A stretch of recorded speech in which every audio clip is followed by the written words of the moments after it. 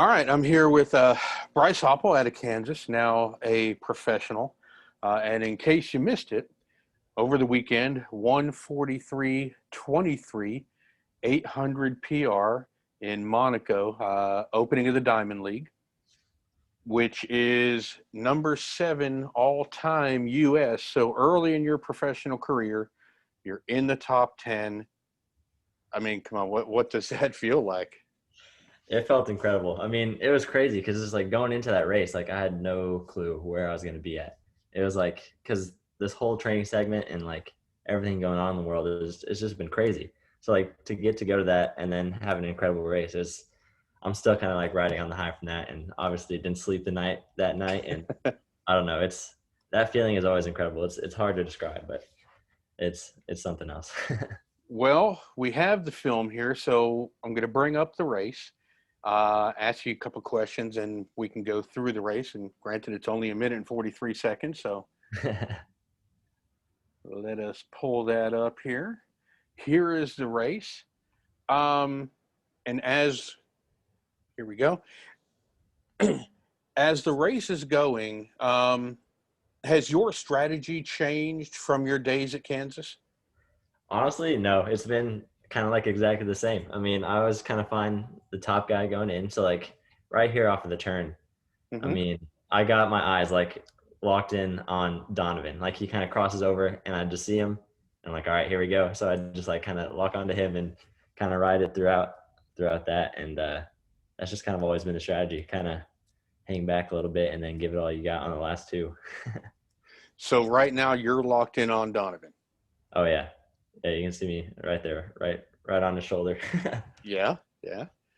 Okay, um so we're just about to complete the wonders of technology. We're just about to complete that first lap. So yeah, you're right on his shoulder. So take us now through your mindset on this second 400. Yeah, so at that point, like I'm like, oh man, I'm feeling good. Like we came through in 50, and I'm still right on these guys. Donovan, I was like expecting to kind of like make his surge, and but kind of just like stay in the same positions, and it kept getting closer and closer to like the area, like 200 meters, and I was like, oh, I'm feeling fresh. uh, but no, like that whole race just like went by so quickly, and I didn't really realize like how fast we're moving until like we started coming up on this straightaway, and Donovan's still there, and I'm like coming up on him, and I don't know, I just chased after him. Yeah, because here we come on basically what the last 50, last 60, Yeah, and you're right there with him. And as you cross the line right there, yeah. 143.23. It was a little Uh, before that. You kind of like glance over at the time, and I still saw like 141, 142 on the clock, and we're getting close to the finish line. I'm like, oh man! Like at that moment, I was like, "This is a big PR." it But was a big PR. Now, what did Donovan say to you I after the mean, completion of that race? he just always has good things to say. Like kind of after the race, we always knuckles and I don't know hugs depending on the race. But I don't know, he's a good guy. Kind of just he didn't say much. I mean, everything was kind of going on, but I don't know. We're all pretty excited for a good race. Well, congratulations on that. Where do you race next? uh, I'm still trying to decide that. Scheduling is still kind of tough with like what's going on and how to Right. get from here to there. Um, but I think we're seeing how the scheduling goes for the Diamond League in Brussels.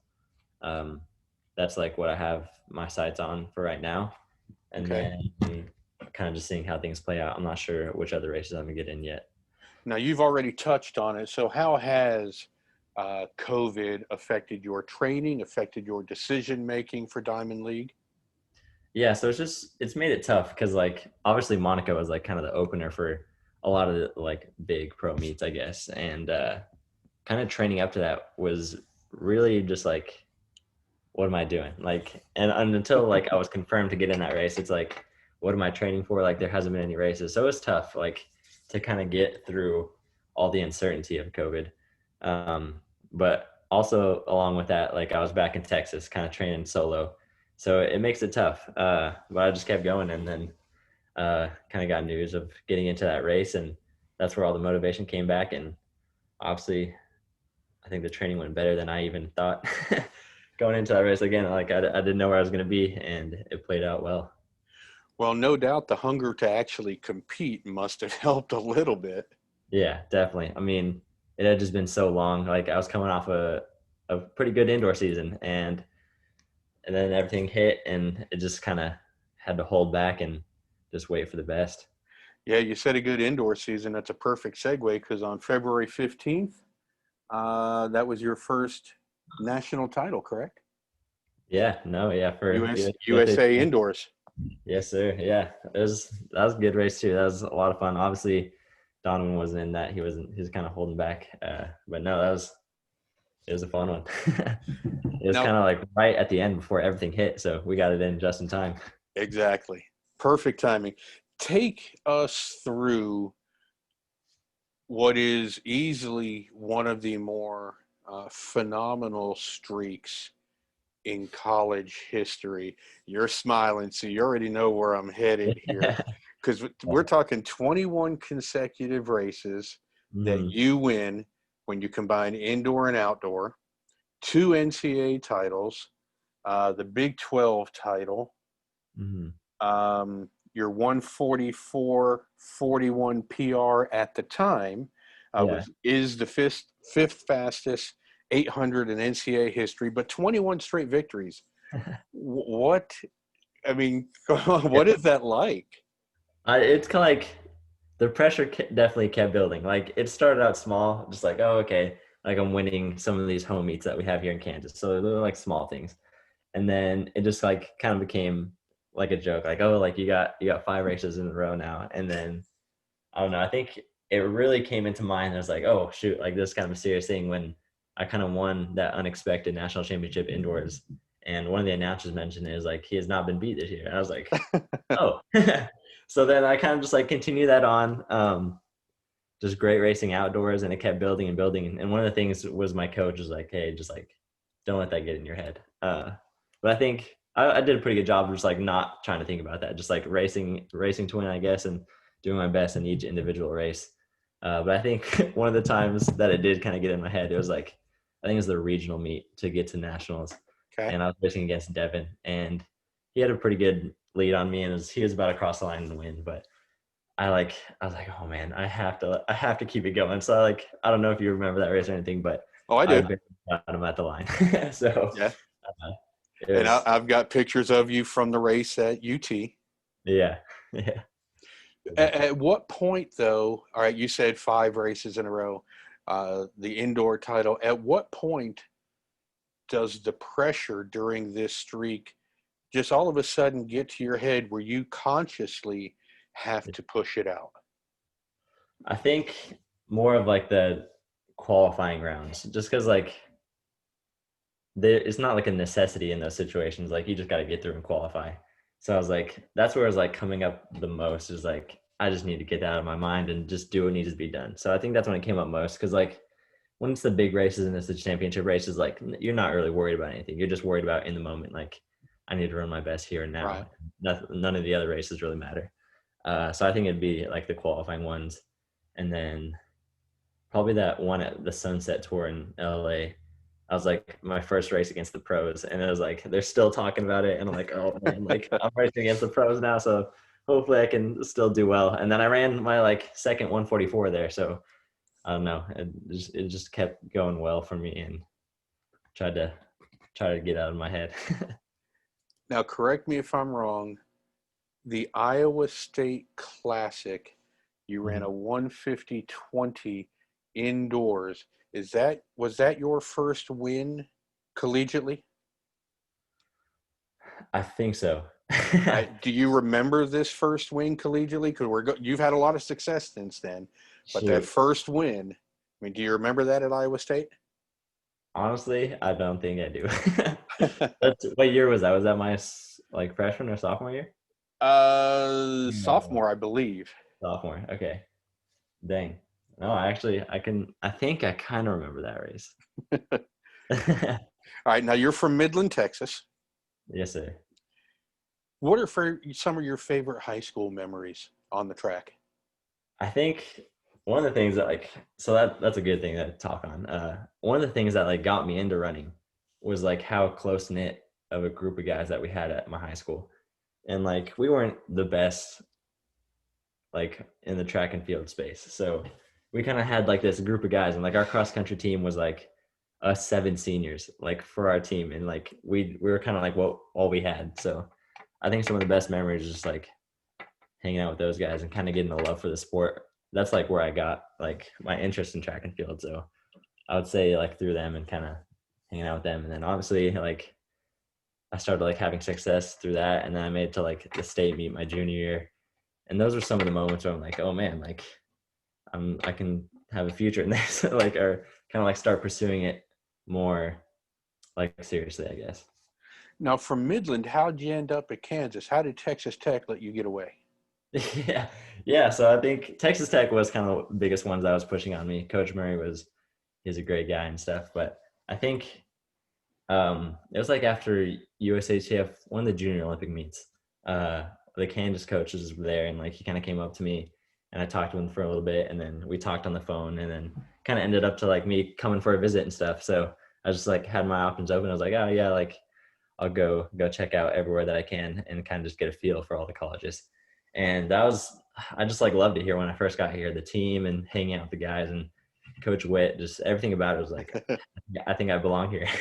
So I think just kind of that aspect is what drew me there. And there's definitely a lot of amazing and like great people here.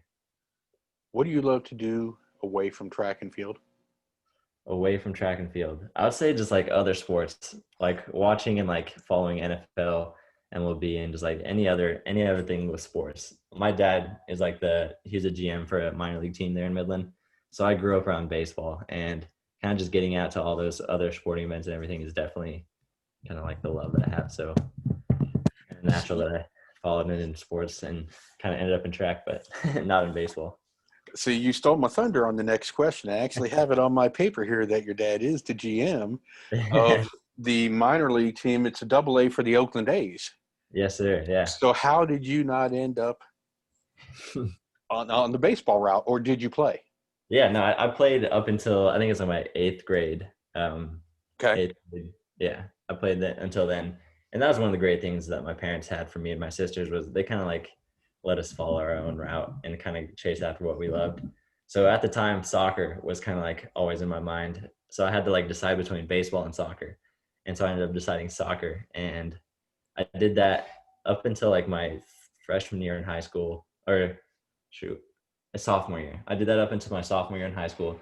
And it was that sophomore summer, I think, that our soccer coach was like, hey, like you guys have to like go to the cross country team and stay in shape over the summer. And so they like made me go to the cross country team.